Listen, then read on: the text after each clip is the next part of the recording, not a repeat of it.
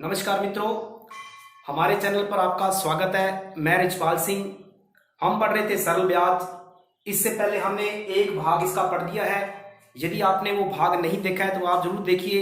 उसके अंदर मैंने जितने भी बेसिक कॉन्सेप्ट है सरल ब्याज से संबंधित वो मैंने समझा दिए। आज हम कुछ और टाइप्स के प्रश्न जो है हल करेंगे। तो देखिए, ये प्रश्न है, एक राशि साधारण ब्याज दर पर 10 वर्ष में दुगनी हो जाती है, कितने वर्षों में वह समान ब्याज दर में दुगनी हो जाएगी। तो ये जो है इस प्रकार का टाइप हमने वैसे कर लिया है, लेकिन उसके अंदर क्या था कि जैसे अगर हमें टाइम निकालना हो, दर निकालना हो, तो जैसे हम निकालते थे कि कोई राशि जो है वो n गुना हो जाती है इतने टाइम में, तो उसकी दर याद कीजिए। तो जैसे अगर दर निकालनी हो तो n-1 बटे में टाइम इंटू में 100, ये फॉर्मूला मैंने आपको बताया था। अगर यहाँ पर दर समान है तो देखिए इसमें क्या हो जाएगा, फॉर्मूला ऐसे ही, अगर 2 टाइम्स बार, यानी कि आपको एक दे रखा है कि इतने टाइम के अंदर वो राशि इतने गुना हो जाती है, तो बताओ कितने टाइम के अंदर ये राशि मतलब उतना गुना हो जाएगी। तो देखिए फॉर्मूला क्या है, बराबर में, मतलब अगर दर समान है तो क्या हो जाएगा, अगर n1 - 1 बटे t1, टाइम अलग हो जाएगा, और बराबर में अगर हम बात करें इंटू में 100, बराबर में दर समान है तो n2 - 1 बटे t2 इंटू में 100 से 100 कैंसिल हो गया। मतलब फॉर्मूला हमारा निकल के यही आ गया कि आपका फॉर्मूला ये है, मतलब n1 - 1 बटे t1, और बराबर में दर समान है तो दूसरे का अनुपात जो है, यानी 2 अनुपात हम बराबर रख देंगे। ठीक है, तो यहां पर देखिए पहली लाइन के अंदर ब्याज दर टाइम t1 10 वर्ष है तिगुनी, मतलब t1 जो है वो 10 वर्ष है, और यहां पर n1 जो है वो 2 गुना हो रहा है। सेकेंड टाइम के अंदर देखिए कितने वर्षों में, हमसे टाइम दूसरा पूछा है, t2 पूछा है, और यहां पर तिगुनी यानी n1 n2 का मान कितना इस बार, यहां पर 3 है, तो बस इनकी वैल्यू इसके अंदर पुट कर दो।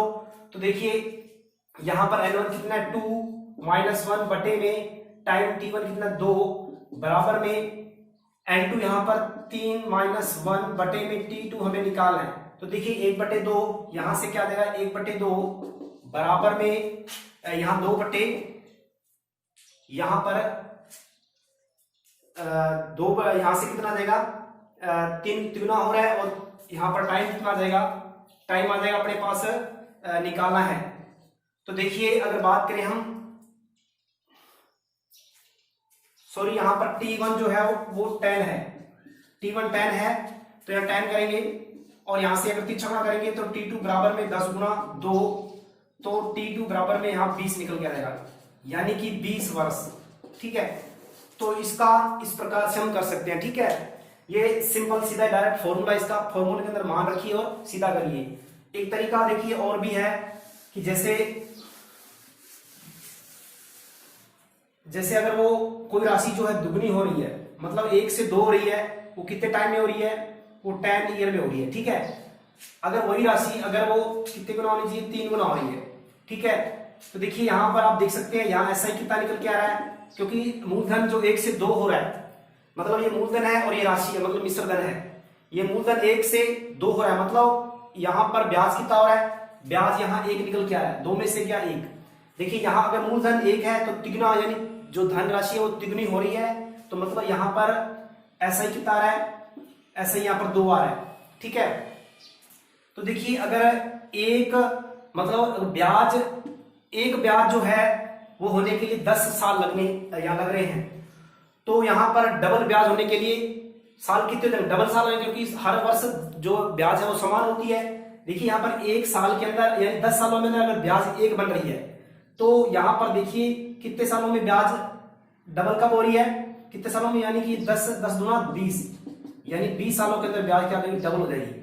ठीक है, तो बस सिंपल है, इस प्रकार से भी आप हल कर सकते हैं। ठीक है, तो हम और क्वेश्चन लेते हैं।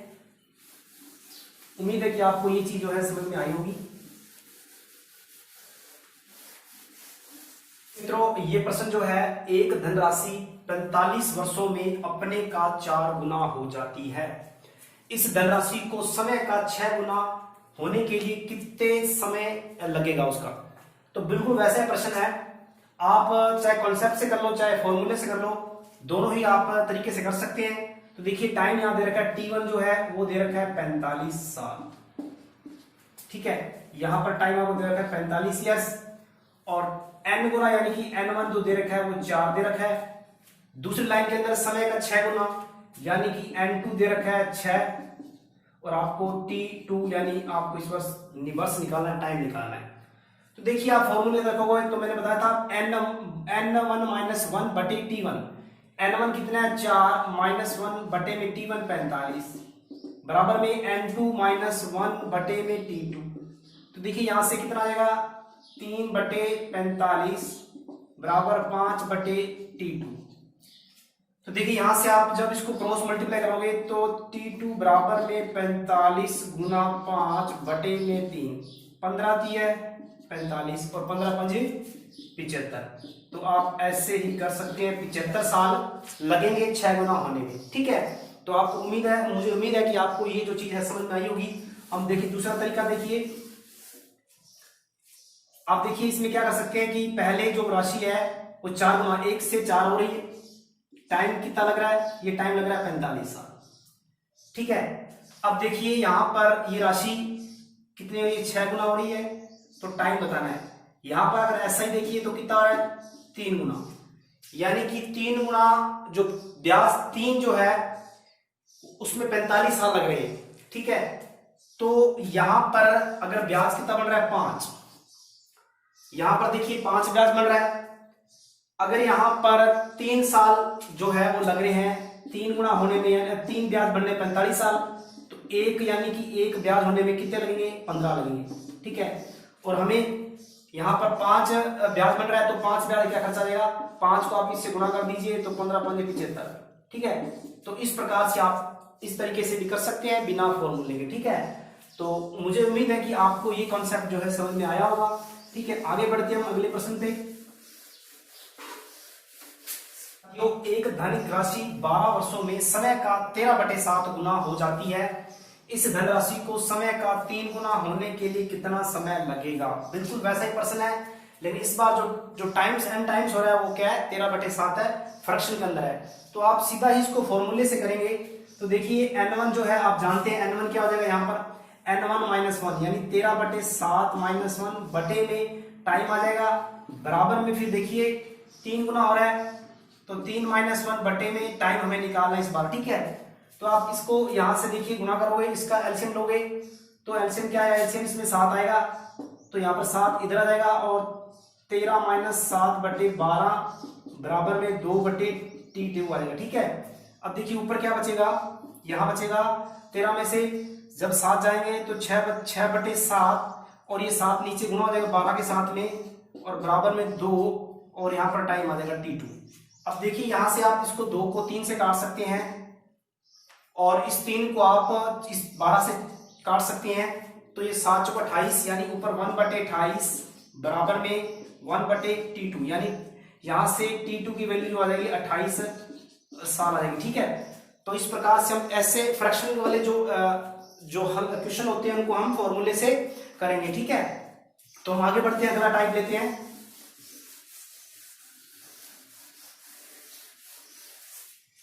ये प्रश्न देखिए, किसी धन का साधारण ब्याज से 2 वर्ष का मिश्र धन ₹8700 तथा 3.5 वर्ष का मिश्र धन ₹9600 है, तो मूलधन तथा ब्याज की दर ज्ञात कीजिए। बहुत ही अच्छा प्रश्न है। तो देखिए अपने 2 वर्ष का मिश्र धन दे रखा है आपको 8700, आपको 2 साल का अमाउंट दे रखा है 8700 रुपए, उसके बाद में आपको 3.5 साल का अमाउंट दे रखा है 9600। देखिए हमें पता है कि हर वर्ष ब्याज समान रहता है। देखिए 2 साल के अंदर धन जो है वो 8700 रहता है, 3.5 साल के अंदर 9600। जो इनका डिफरेंस होगा वो ब्याज होगा, यानी कि अब देखिए इनका टाइम का डिफरेंस कितना आ रहा है, टाइम का डिफरेंस यहां पर 2 और 3.5 यानी 1.5 साल आ रहा है, यहां 1.5 साल आ रहा है। और यहां जो डिफरेंस है ये डिफरेंस ही ब्याज इसके अंदर होगा, ठीक है। क्योंकि 2 वर्ष के अंदर धन 8700 है, अगले 1.5 वर्ष के अंदर ब्याज जुड़कर 9600 हो गया, मतलब यह ऐसा ही कितना आ रहा है, ब्याज कितना आ रहा है, ये 300 और 600 900, मतलब 1.5 साल का ब्याज 900 रुपये है। 1.5 वर्ष का जो ब्याज है, जो SI है, वो कितना है, वो 900 रुपये है। ठीक है, अगर यहां से हम इसको निकालेंगे, इसको सही दिन मतलब 3 2 एकम 2 2 और 1 3/2, यानी 2.5 साल का ब्याज कितना है, 1.5 साल का ब्याज 900। यहां से काटोगे तो आप यहां से ये 3 से कट गया और 3 6, यानी कि 1 साल का जो ब्याज है वो कितना निकल के आएगा, 600। सिंपल सीधा ही है, 1.5 साल का ब्याज 900 है तो 1 साल का ब्याज 600 होगा, आधे साल का ब्याज 300 हो जाएगा, 600 300 900, यानी 1 साल का ब्याज हो गया 600 रुपए। ये हमें याद रखना है। ठीक है, इस प्रकार से आप ब्याज निकालेंगे 1 वर्ष का, टाइम डिफरेंस निकाल करके, और उनका मिश्र धन का डिफरेंस होगा वही ब्याज होगा। जितने टाइम डिफरेंस दे रखा है वो बराबर हम ब्याज क्या रख देंगे। 1.5 साल का ब्याज 900 रुपए है, यहां से हम क्या एक वर्ष का ब्याज निकाल लेंगे, वो 600 आएगा। ठीक है, अब देखिए आगे हम क्या करेंगे, 1 साल का ब्याज अगर 600 है तो हम क्या करेंगे, इसको मैं साफ कर देता हूं। 1 साल का ब्याज मैं एक ले देता हूं, यानी कि 1 वर्ष का जो ब्याज है वो है 600 रुपए। ठीक है, अब देखिए 1 साल का ब्याज 600 है, अब हमें क्या निकालना है, यहां से मूलधन निकालना है। अब देखो मूलधन कैसे निकलेगा, अगर 2 साल का जो मिश्र धन है वो 8700 है ब्याज समेत, इसके अंदर ब्याज ऐड है, यानी 2 सालों का ब्याज इसके अंदर ऐड है। ठीक है, तो क्या करेंगे हम, यहां से 2 सालों का ब्याज निकालेंगे, 1200 आएगा। इस 1200 को हम इसके अंदर माइनस कर देंगे। देखिए यहां पर ये 2 साल के अंदर धन 8700 रुपए हुआ है, इसके अंदर 2 सालों का ब्याज ऐड है। 1 साल का ब्याज 600 रुपए है तो 2 साल का 1200 रहेगा। 8700 में से 1200 कम करेंगे तो 7500 रुपए जो आ जाएगा वो हमारा स्टार्टिंग का यानी कि मूलधन आ जाएगा। बात समझ में आएगी नहीं, यानी 7500 मूलधन है तो हर साल का ब्याज 600 रुपए, तो 2 साल का ब्याज 1200 ऐड करेंगे इसके अंदर, 8700 बन जाएगा। ठीक है, तो आपको ये चीज समझ में आई होगी। अब देखिए हमारा मूलधन तो आ गया 7500 रुपए, 1 साल यानी कि, और ब्याज कितना आ रहा है 1 साल का 600 रुपए।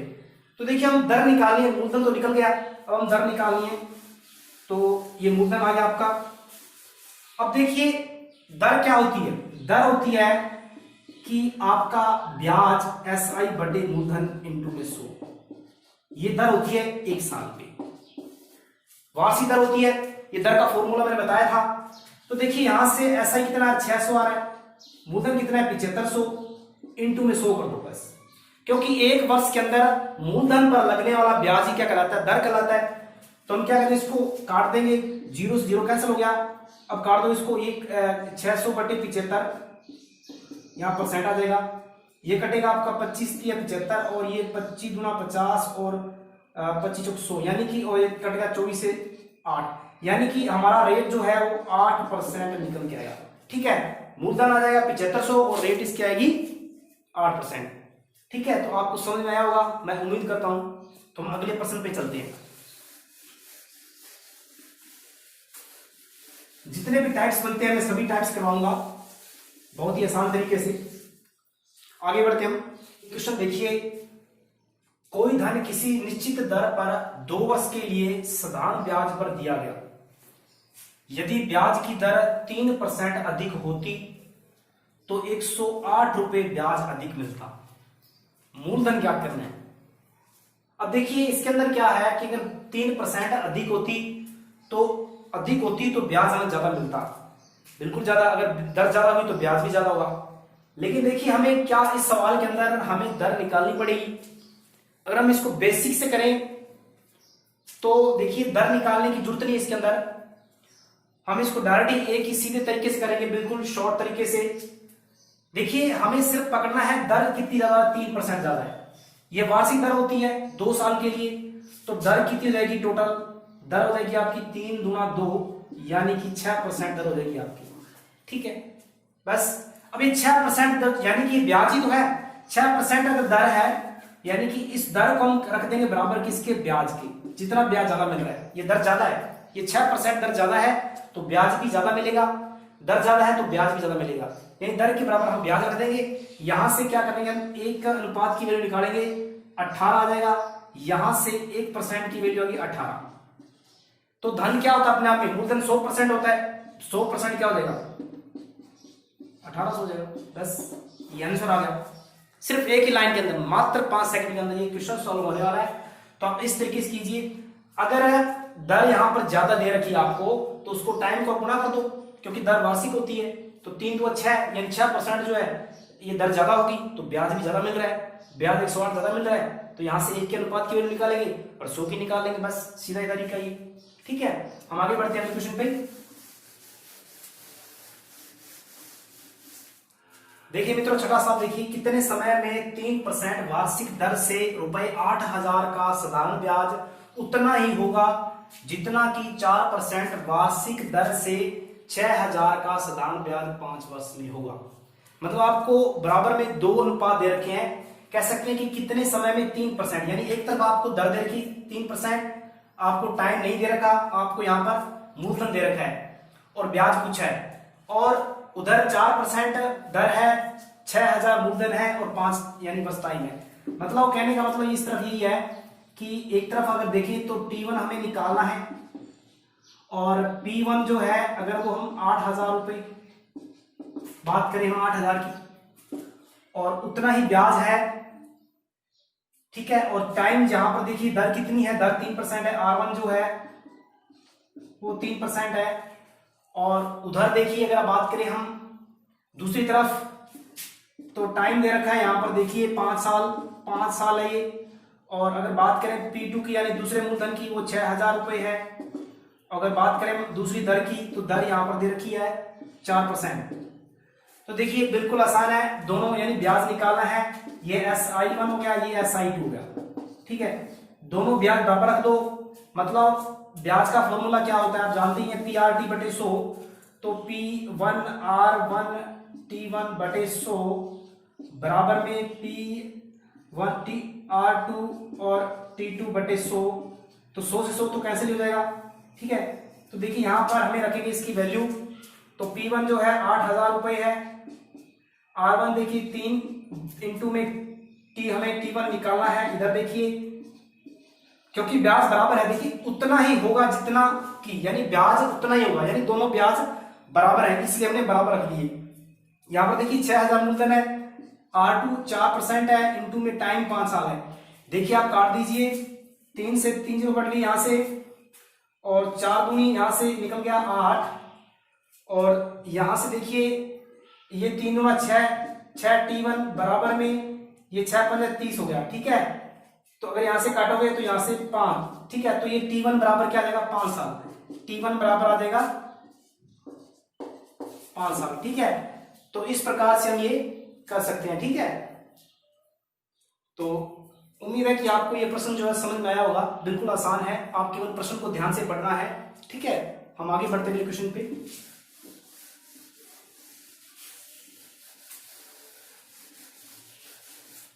देखिए मित्रों, एक क्वेश्चन, किसी धन पर 3 वर्ष के लिए 12.5% की दर से लगा साधारण ब्याज मूलधन से 4500 रुपए कम है, तो मूलधन व ब्याज ज्ञात कीजिए।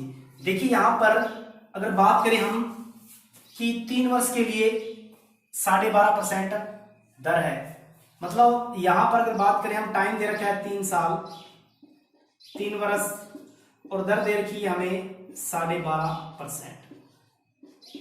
ये वार्षिक है, तो दर अगर हमें पता है कि दर कितनी हो जाएगी, 3 साल की तो दर है कितनी हो जाएगी 12 3 36 यानी कि 37.5, ये टोटल दर आ गई 3 सालों की। ठीक है, क्योंकि 3 साल का ब्याज है, तो यहां पर देखिए अगर 37 से 1/2 की फ्रैक्शन वैल्यू क्या होती है आपको बताया मेरा, एक ये हो जाएगा 3/8, यानी 1/8 जो है 12 की होती है, 1/8 जो है यानी कि ये 12.5% की फ्रैक्शन वैल्यू है, तो 3 इसका 3 गुना है, तो यानी कि 3/8 हो जाएगी। अब देखिए यहां पर 8 क्या है, ये मूलधन है, और 3 क्या ब्याज है। ठीक है, अब वो कह रहा है कि साधारण ब्याज मूलधन से 3500 रुपए कम है, मतलब दोनों का डिफरेंस, यानी कि अगर बात करें साधारण ब्याज और मूलधन, यानी दोनों का डिफरेंस जो है वो कितना है, वो 3500 रुपए है।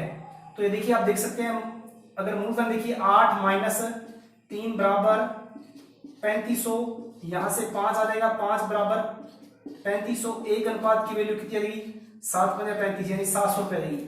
ठीक है, अगर हम बात करें यहां पर 700 रुपए, मतलब क्या है 1 साल की जो है 1 अनुपात जो है वो 700 के बराबर होगा। तो यहां से हम देखते हैं